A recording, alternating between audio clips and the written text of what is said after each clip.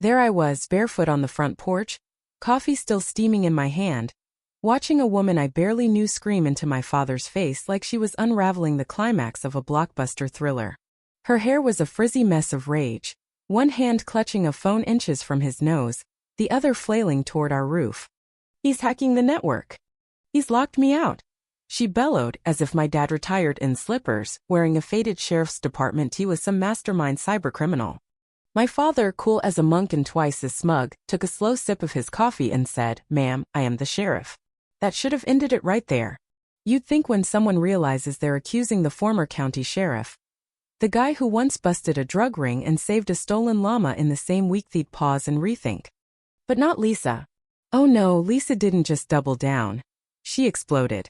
What started as a petty squabble over a Wi-Fi signal ballooned in 3 days into a full-on suburban showdown. That porch moment was the spark, the match that lit the fuse. Lisa, red-faced and shaking, swore my dad was tampering with critical infrastructure, a term she must have snatched from a late-night news ticker and clung to like scripture. She called 911. She called 911 on the ex-sheriff for changing his own Wi-Fi password. And if you think that's the craziest part, buckle up. When the patrol car pulled up, I recognized the deputy instantly. Matt, one of Dad's old trainees. He took one look at the scene and burst out laughing like it was a comedy sketch. Lisa, still conviewine, said she was the hero, thrust her phone at him like it was a smoking gun. Matt, barely containing himself, said, "Ma'am, do you know who that is?" She didn't, not really, not until he added, "That's Sheriff Bennett." Well, retired Sheriff Bennett. I swear I saw her brain glitch like a frozen video stream. But even then she didn't back off. That's when I knew this wasn't just a mix-up. This was the start of something bigger, something personal. And if there's one thing I've learned from levying with a man who spent 40 years on the force, it's this. When someone brings a fight to your door, you don't just answer, you make sure they wish they'd never knocked. I'm Ethan, 23, fresh out of college with a degree I'm still not sure justifies the loans. I just moved back to my sleepy hometown with the noble, slightly naive goal of helping my dad settle into retirement. But the man I came home to wasn't some fragile ex-cop ready for a rocking chair. He was Sheriff Bennett, a legend etched into the county's memory. 40 years on the job, never lost a case, could shoot the legs off a spider at 50 yards and still chew it out for loitering.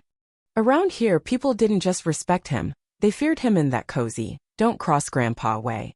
He brewed his coffee strong, his opinion stronger, and after decades of chasing crooks, busting meth labs, and outsmarting hillbilly nut jobs, all he wanted was Quieta fishing hole and uninterrupted John Wayne marathons. For 6 months he had that peace. Then she showed up.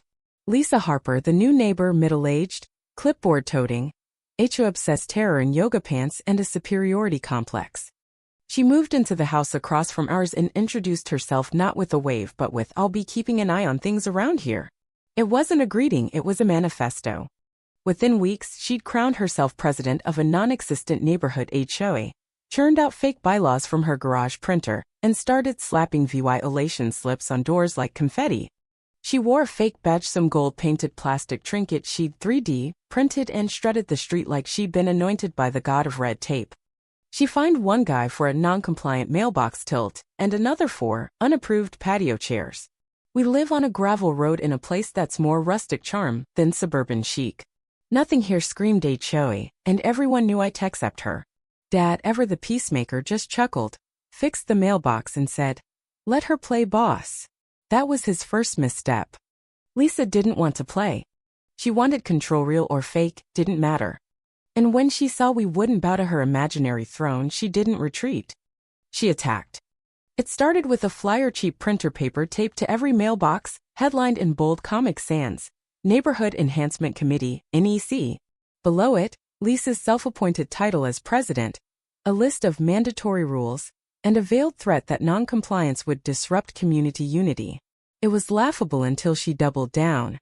Soon, she was handing out violation slips with a fake seal she'd probably Googled, calling herself Madam Chairwoman with dead serious gusto. The scary part? Some neighbors, out of courtesy or confusion, started going along. She built a mirage of authority from nothing but confidence and a printer, and it worked. Suddenly, there were approved paint colors, mailbox alignment codes, and a tech enhancement fee, a flimsy HOA dues scam she demanded in cash for network upgrades. Here's where it got messy. Dad and I had set up our own high-speed fiber internet when I moved back. Remote work needs bandwidth, and Dad wasn't about to wait for buffering cowboys. Lisa, though, insisted everyone use her community Wi-Fi, a sketchy, unsecured network she ran from her garage. We said no thanks. She pushed. We refused. She claimed our signal was jamming hers. Then her son, a sulky kid with a Nerf gun strapped to his hip, showed up asking for our Wi-Fi password. I told him it was private. He slunk off, but an hour later, Lisa stormed over like a gunslinger in a bad western, demanding we hand over our password for emergency neighborhood access. Dad blinked and said, "Ma'am, you don't live here." That's when she declared war. The next morning, just for kicks, Dad renamed our Wi-Fi, Lisa Stay Out, and changed the password. That tiny jab? It set her off. She came back, phone in hand, shrieking about cyber interference and bandwidth abuse. She invented bandwidth equity, a term so nonsensical it baffled even the internet, and topped it off by calling 911, telling dispatch a man was tampering with critical infrastructure, and demanding a squad car. Protocol sent someone anyway. When Deputy Matt rolled up, saw who was under arrest, and started laughing so hard he braced himself on his cruiser, Lisa still tried to hand him her phone like it was Ciso Idenke. Matt grinned and said, "Ma'am, that's Sheriff Bennett." Lisa froze like a crashed computer, then accused them both of being rogue agents defying HOA law. Matt offered to cuff himself for her amusement. You'd think that'd be the end shame might kick in, or she'd slink away with a peace-offering pie. Not Lisa. She evolved. Over the next week, our house became her war zone.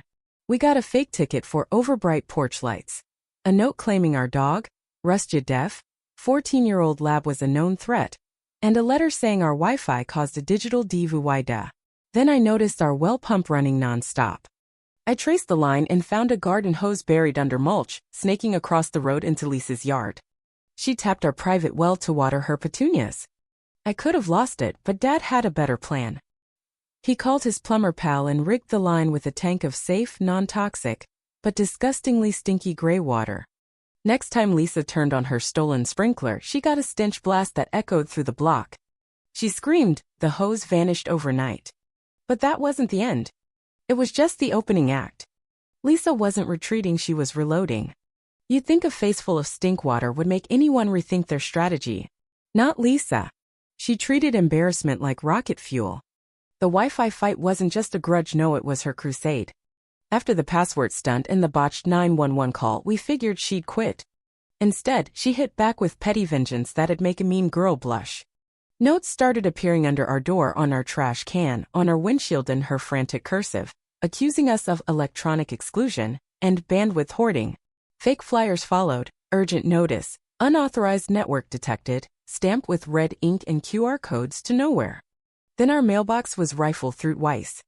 Security footage caught a blurry figure at 5:14 a.m., but the neon pink sneakers with white laces screamed Lisa. Dad muttered, "Back to the old tricks," and started a file labeled mail tampering. She kept pushing. During my Zoom calls, she'd stand across the street with binoculars like she was spying on a rival army. She zip-tied an HOA tech violation to our fence next to a tag calling Rusty aggressive hilarious, since he mostly slept under the porch, waking only to sneeze at flies. Then came the breaking point.